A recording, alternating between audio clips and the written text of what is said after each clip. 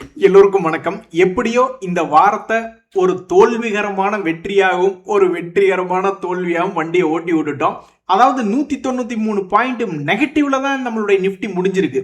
இருந்தாலும் பல பேர்த்தினுடைய அக்கௌண்ட்ல பெருசா லாஸ் வரல. இப்போ ஒரு உதாரணத்துக்கு 1 லட்ச ரூபா போட்டிருந்தா ஒரு 97,000 95,000 அப்படின்ற மாதிரி தான் மார்க்கெட்ல கொஞ்சம் இருக்குமே ஒழிஞ்சு பெரிய அளவுல கிராஷ் ஆகி 1 லட்சம் போட்டிருந்தோம்ப்பா ஒரே வாரில் 20,000 கும்பா அப்படின்ற மாதிரி இல்லை. ஸோ ஒரு வழியா நம்ம தப்பிச்சுக்கிட்டோம். ஸோ இந்த Q1 சீசன் இன்னையோட முடிஞ்சது, அவ்வளோதான். இனி பெருசா பங்குகள் 10-20% ஏறுவதோ இறங்குவதோ நம்மளால பார்க்க முடியலை. அப்படின்னாலும் இந்த Q1 சீசன் நம்மளுக்கு மிகவும் மகிழ்ச்சிகரமான ஒரு சீசனாக தான் முடிஞ்சிருக்கு. இந்த நேரத்தில் அடுத்தடுத்த வாரத்தில் நம்மளுக்கு என்ன ஒரு மிகப்பெரிய செய்தினா வேற எதுவுமே கிடையாது. அந்த க்ரூட் ஆயில் மட்டும்தான் இப்போதைக்கு ஃபோக்கஸ்ல இருக்கு. ஏன்னா Q1 சீசன் என்பது முடிஞ்சிருச்சு. இந்த நேரத்தில் ஒரு முக்கியமான தகவல் நண்பர்களே, எல்ஐசி அப்படின்ற ஷேர் சமீபத்தில் கூட போனஸ் என்பது கொடுத்திருந்தாங்க. அந்த ஷேர்னுடைய வாலட்டிலிட்டி என்பது சமீபத்தில் கொஞ்சம் அதிகமாக தான் இருக்கு. ஏன்னா அது போனஸ் ரிலேட்டடான செய்திகள் இருந்தது. அதுவும் இல்லாமல் இப்போ ஒரு ஆச்சரியகரமான தகவல், உலகத்திலேயே 2வது பெரிய இன்சூரன்ஸ் கம்பெனி நம்ம எல்ஐசி. அவங்க ஒரு தகவல் வெளியிட்டிருக்காங்க. டக்குன்னு கெஸ் பண்ணி பார்ப்பாங்க, நம்ம தமிழ்நாடு எத்தனாவது இடத்துல இருக்கு அவங்களுக்கு பிசினஸ் கொடுக்கறதுல அப்படின்னு பார்த்தீங்கன்னா, கிட்டத்தட்ட நம்மளை பொறுத்த வரைக்கும் நம்மளுக்கு தெரிஞ்சு வீதிக்கு வீதி அல்லது ஒவ்வொரு கிராமத்திலையும் எல்ஐசி முகவர்கள் ஏகப்பட்ட பேர் இருக்காங்க அப்படின்றது நம்மளுடைய நாலேஜுக்கு இருக்கு. ஆனால் நம்ம எத்தனாவது இடத்துல இருக்கோம் அப்படின்னு பார்த்தீங்கன்னா, நம்மளோட இந்தியாவில் 5வது இடத்துல இருக்கோம். இருக்கிறதுலே ஆச்சரியமான தகவல், வெஸ்ட் பெங்கால்ல ஏகப்பட்ட பாலிசி போட்டிருக்காங்க. 8.95% தேர்ட் பிசினஸ் கொடுக்கக்கூடிய ஒரு மாநிலமாக வெஸ்ட் பெங்கால் இருக்கு. ஸோ இப்பேற்பட்ட நிலைமையில இந்த எல்ஐசி ஷேர் சமீபத்தில் எப்படி வாலட்டிலிட்டியாக இருந்தது, எத்தனை பர்சன்டேஜ் கீழே விழுந்து மேலே போய் மறுபடியும் மேல இருந்து கீழே வந்து எத்தனை பர்சன்டேஜ் இது சம்பாரிச்சு கொடுத்தது அப்படின்னு நம்ம கணக்கு பார்த்தோம்னு வச்சுங்களேன்.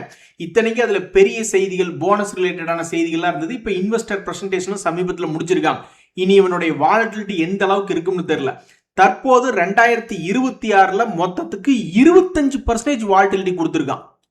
மிகப்பெரிய ஒரு வாலட்டிலிட்டி.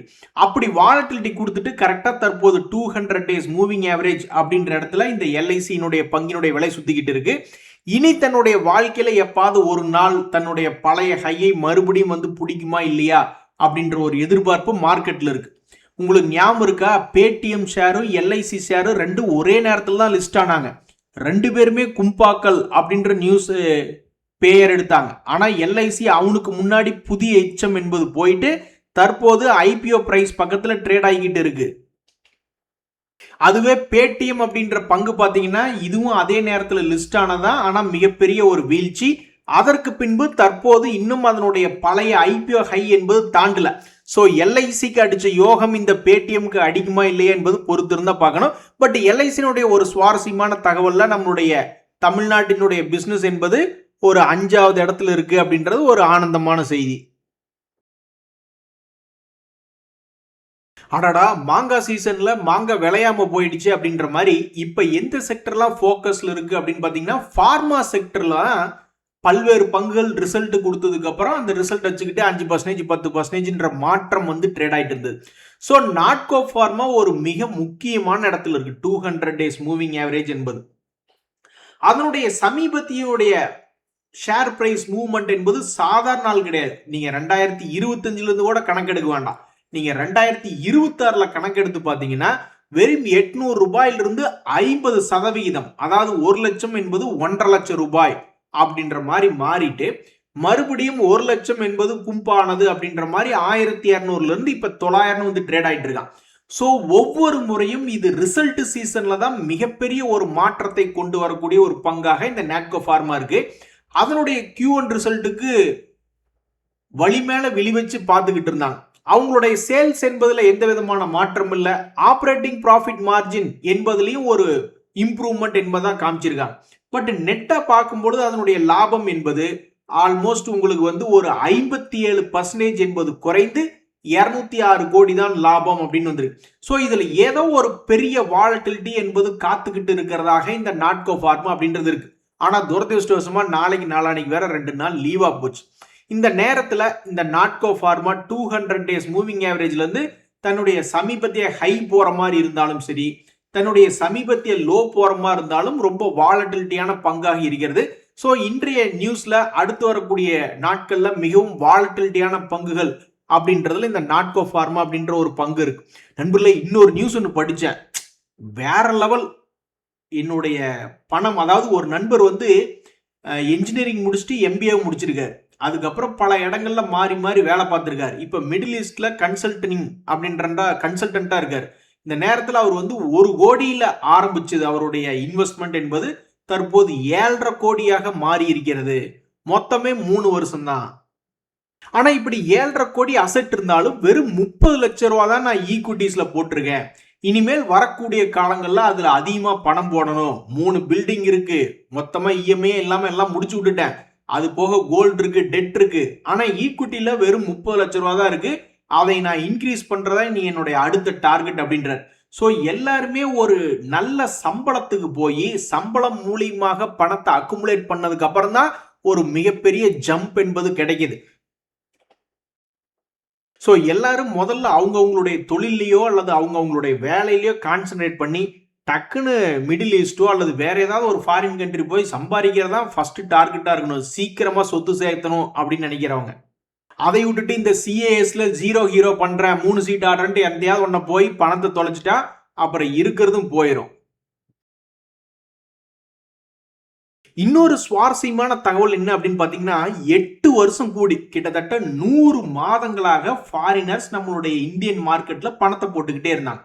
எத்தனை கோடிகள் அப்படின்னு பாத்தீங்கன்னா 45 பில்லியன் அமெரிக்க டாலர். அடேங்கப்பா, இவ்வளவு பணம் 100 மாதம், அதாவது 8 வருஷம் கூடி பணத்தை போட்டுட்டு கடைசியில் இப்ப இந்த 2 வருஷத்துல நம்ம கணக்கெடுத்து பார்த்தோம்னு வச்சுங்களேன், ஒரு வெறும் 19 மாதங்கள்ல போட்ட பணத்தை பூரா இப்ப வித்துட்டாங்க.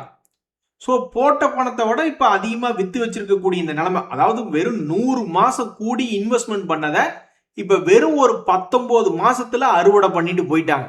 இனி அவங்களுடைய ஷேர்கள் எத்தனையோ பங்குகள்ல இருக்கு. சமீபத்தில் நீங்க எந்த ஷேர் வேணாலும் நீங்க மனசுல நினைச்சீங்க, டக்குன்னு போய் ஒரு HDFC பேங்க் பார்ப்போமா, இந்த பங்குல ஃபாரினர்ஸ் எஃப்ஐஎஸ் கேட்டகரியில பார்த்தா 41%. சரி, இந்த பக்கம் கூட புட்டுருவோம், ஏன்னா ப்ரொமோட்டர் தனியா எஃப்ஐஎஸ் தனியா அப்படின்றது இல்ல, ஒரு ப்ரொஃபஷனல் மேனேஜ்மெண்டா இருக்கு. வேற ஏதாவது ஒரு பங்கு, ஒரு சாதாரண ஒரு ஷேரை போய் எடுத்து பார்ப்போம். என்டிபிசி அப்படின்ற ஒரு பங்கு எடுத்து பார்ப்போம். ஏன்னா அதுல ப்ரொமோட்டர்ல வந்து நம்ம பிரசிடென்ட் ஆஃப் இந்தியா இருப்பாரு. இந்த நேரத்துல வந்து நம்ம எஃப்ஐஎஸ் போய் பார்க்குறோம், 16% என்பது இன்னும் ஹோல்டு பண்ணியிருக்காங்க. அப்ப 46 பில்லியன் அமெரிக்க டாலர் போட்டுட்டு 8 வருஷம் கூடி அந்த மொத்த பணத்தை இப்ப எடுத்துட்டாங்க. அப்ப இவங்க விட்டு வச்சிருக்கிறது எல்லாமே அவங்களுடைய ஃப்ரீயான அசெட் கிளாஸா? அதுக்கு முன்னாடி கண்டிப்பா பணம் போட்டிருக்குதான் செஞ்சிருப்பாங்க 8 வருஷத்துக்கு முன்னாடி. பட் இருந்தாலும் இப்பதானே லேட்டஸ்டா பணம் போட்டதுக்கும் வெளியே போனதுக்கு மட்டும் நம்ம கணக்கு போடுவோம். ஏன்னா ஒரு நண்பர் ஏற்கனவே ஒரு இடம் கமெண்ட் பண்ணியிருந்தாரு, நான் சும்மா ஏதாவது ஒரு 100 ஷேர் வாங்குவாங்க, ஒரு உதாரணத்துக்கு 100 ரூபாய்க்கு வாங்கினேன்னா அது 110 ரூபா வரும் பொழுதோ 120 ரூபா வரும் பொழுதோ நான் போட்ட காசை மட்டும் எடுத்துருவேன், மீதி இருக்கக்கூடிய பணத்துக்கு உண்டான ஷேர்ஸை நான் அப்படியே விட்டுருவேன். ஸோ ஷேர்ஸ் ஃப்ரீ ஆயிடும், எனக்கு காலம் பூரா என் கூடயே இருக்கும் அப்படின்ற மாதிரி ஒரு இடம் கமெண்ட் போட்டிருந்தாரு.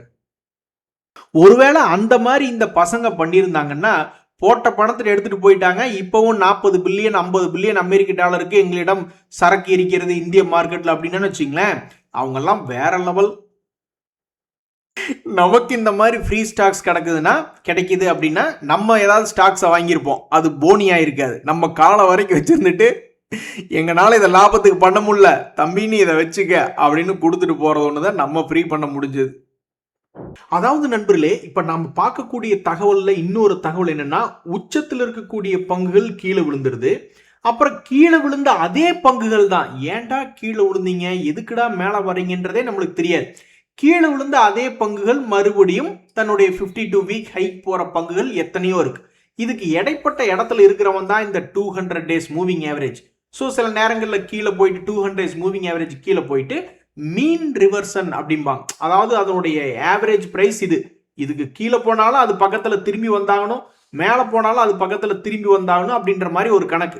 ஸோ அந்த நேரத்தில் இப்போ 200 டேஸ் மூவிங் ஆவரேஜ் அப்படின்ற இடத்துக்கு பக்கத்தில் இருக்கக்கூடிய பங்குகள் எதிர்காலத்தில் மேலே போகுமா கீழே போகுமான்னு தெரியாது. பட் இன்றைய தேதியில் 200 டேஸ் மூவிங் ஆவரேஜ் பக்கத்தில் ஒரு பங்குகள் வந்துருச்சுனாவே பல ஷேர் ஹோல்டர்ஸ்க்கு சந்தோஷம் தான். சரி பரவாயில்ல, கீழிருந்து மேல கொஞ்சம் ஏறி வந்திருக்காங்க அப்படின்னு கொஞ்சம் தம் கட்டி ஏறினான்னா வாடா வாடா அப்படின்னு தன்னுடைய பழைய ஹைக்கு வந்துடும் அப்படின்ற மாதிரி நிறைய பேர் நினைச்சு பார்த்துக்கிட்டு இருப்பாங்க. ஸோ அந்த மாதிரி 200 days மூவிங் ஆவரேஜ் பக்கத்தில் வந்திருக்கக்கூடிய மிக முக்கியமான சில பங்குகளை இப்போ நம்ம பார்க்கலாம். ஃபர்ஸ்ட் நம்ம பார்க்கக்கூடிய ஷேர் அஸ்ட்ரால் லிமிடெட் அப்படின்ற ஒரு ஷேர். இது வந்து பிளாஸ்டிக் ப்ராடக்ட்ஸ் ரிலேட்டடான ஷேர், பைப்ஸ், வாட்டர் டேங்க்ஸ் அப்படின்ற மாதிரி பிளாஸ்டிக் ப்ராடக்ட்ஸ் ரிலேட்டடான பங்கு. இது தற்போது 200 days மூவிங் ஆவரேஜ் கீழே எப்ப கீழே இறங்க ஆரம்பிச்சுன்னா 2024ல அதனுடைய வீழ்ச்சி என்பது ஆரம்பமாச்சு. அதுக்கப்புறம் அவனால பெருசா தாண்டவே முடியல. இந்த 2026ல தான் 1400 ரூபாயை தாண்டி 1700 ரூபாய் வரைக்கும் போன பங்கு இந்த குவார்டர்லி ரிசல்ட் சீசன்ல மறுபடியும் தன்னுடைய 200 days மூவிங் ஆவரேஜ் என்பதுக்கு மேல ட்ரேட் ஆகிக்கிட்டு இருக்கு. இந்த பிளாஸ்டிக் ப்ராடக்ட்ஸ் கொண்ட அஸ்ட்ரா லிமிடெட்ல சமீபத்தில் பெரிய growth என்பது இல்லை. 2023லயே 1283 கோடி சேல்ஸ், 119 கோடி லாபம்னு பண்ணிட்டு இருந்தாங்க. இந்த குவார்டர்லயே 120 கோடி லாபம், 1578 கோடி சேல்ஸ் அப்படின்ற மாதிரி காமிச்சிருக்காங்க.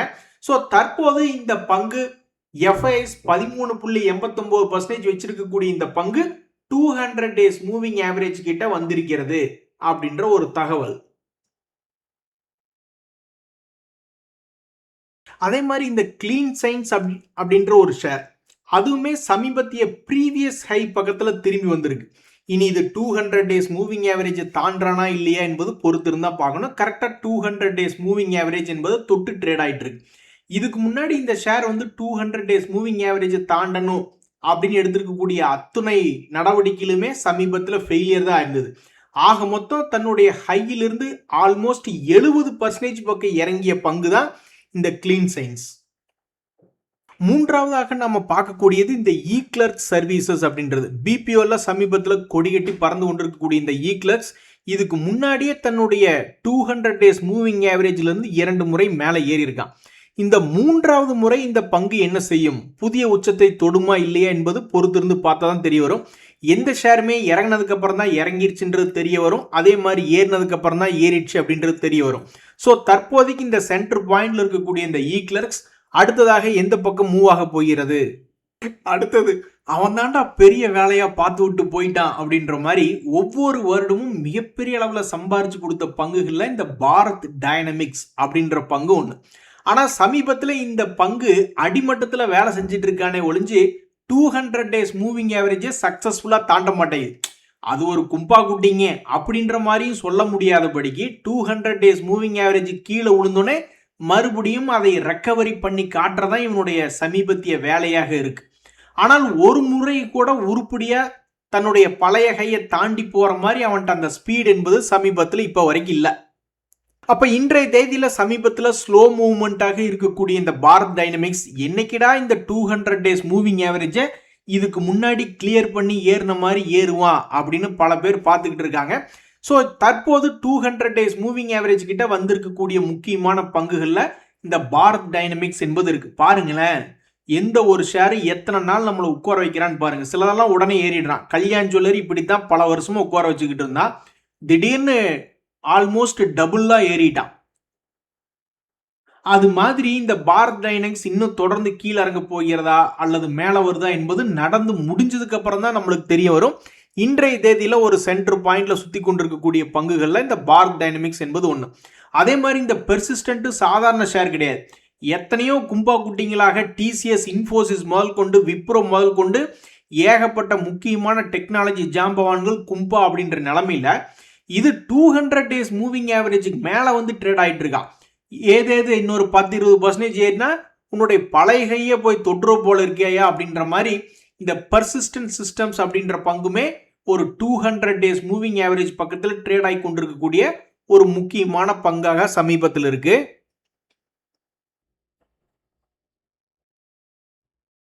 இது போக வேறு என்ன செய்திகள் அப்படின்னு பாத்தீங்கன்னா நண்பர்களே, சமீபத்திய லோவிலிருந்து திரும்பிய பங்குகள்ல இந்த சியட் அப்படின்ற பங்கு ஒன்னா இருக்கு. சமீபத்தில் 200 days மூவிங் ஆவரேஜுக்கு கீழே இருந்து மேலே ஏறியது மொத்தம் எவ்வளவு பர்சன்டேஜ் பார்த்தீங்கன்னா 16% என்பது இந்த சியட் லிமிடெட் அப்படின்றது ஏறியது. இது மாதிரி எத்தனையோ பேர் வந்து கீழே லோல் இருக்கு அப்படின்ற மாதிரி பல பங்குகளை எடுத்து வச்சுக்கு வந்துக்கிட்டு மேலே போகாதா அப்படின்னு பார்த்துக்கிட்டு இருக்காங்க. ஒரு உதாரணத்துக்கு இந்த சோபா அப்படின்ற ஒரு பங்கு இந்த 2026ல் மட்டும் எவ்வளவு முறை மேலே ஏறி சந்தோஷப்படுத்தி இருக்கு பாருங்க. ஆல்மோஸ்ட் கிட்டத்தட்ட ஒவ்வொரு முறையும் கீழே இறங்கிய பிறகு மேலே ஏறிய பர்சன்டேஜ் அப்படின்னு பார்த்தா 25%, 20%, 30%, 15%. இந்த பங்கு 2026க்கு அப்புறம் ஒரு முறை, 2 முறை, 3 முறை அப்படின்றது ஏறி சம்பாரிச்சு கொடுத்துருக்கு. இப்ப மறுபடியும் ஒரு 3 months லோ பிரைஸ் பக்கத்துல வந்து விழுந்திருக்கக்கூடிய சோபா மறுபடியும் மகிழ்ச்சியை தருமா இல்லையா? நாளை மிக முக்கியமான தினம். நாளைக்கு ஷேர் மார்க்கெட் சம்பந்தப்பட்ட ஏதாவது தகவல்கள் வருதா இல்லையா என்பது பொறுத்திருந்து பார்ப்போம்.